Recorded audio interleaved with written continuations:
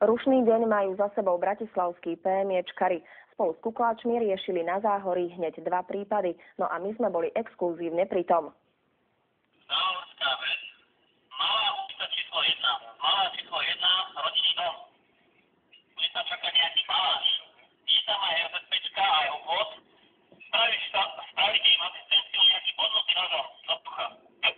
Do Záhorskej vsi okamžite vyrazili 2 hliadky pohotovostnej motorizovanej jednotky aj kukláči. Cesta na Záhorie trvala len niekoľko minút.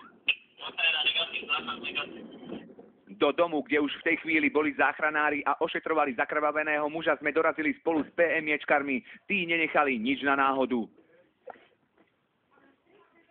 Muž, ktorý mal hlbokú ranu v bruchu a veľmi krvácal, všetkým tvrdil, že si do brucha pichol pri rúbaní na triesku. To isté hovorili všetci obyvatelia domu. Policajti sa tak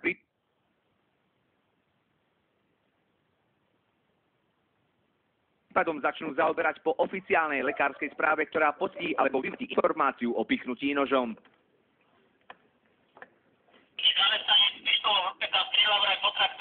Hneď na to sa vo vysielačke ozvala informácia o streľbe v družstve tiež v Záhorskej vsi, kde sídli viacero firiem. PMIčkari spolu s kukláčmi sa tak presunuli len o niekoľko 100 metrov ďalej.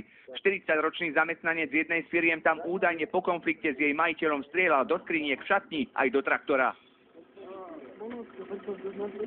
Okno vystrelil na ňom a koleso jedno na vlečke.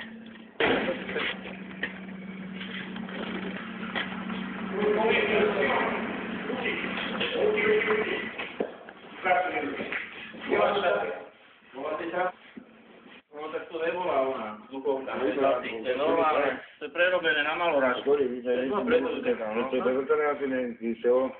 Áno.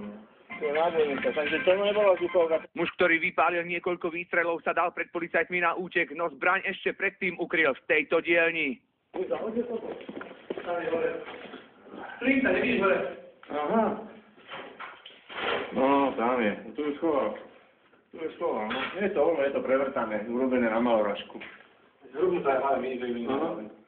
40-ročný miestny obyvateľ pred policajtmi ušiel. Je len obrovským šťastím, že sa jeho vyčíňanie pravdepodobne aj pod vplyvom alkoholu neskončilo tragicky. Ako ste videli, do oboch prípadov na Záhorí išli bratislavskí PMIčkari s nasadením vlastného života. Ani pri jednom totiž netušili, čo ich na mieste čaká. Nepriestrelné vesty a zbranie skrátka patria do ich každodenného života.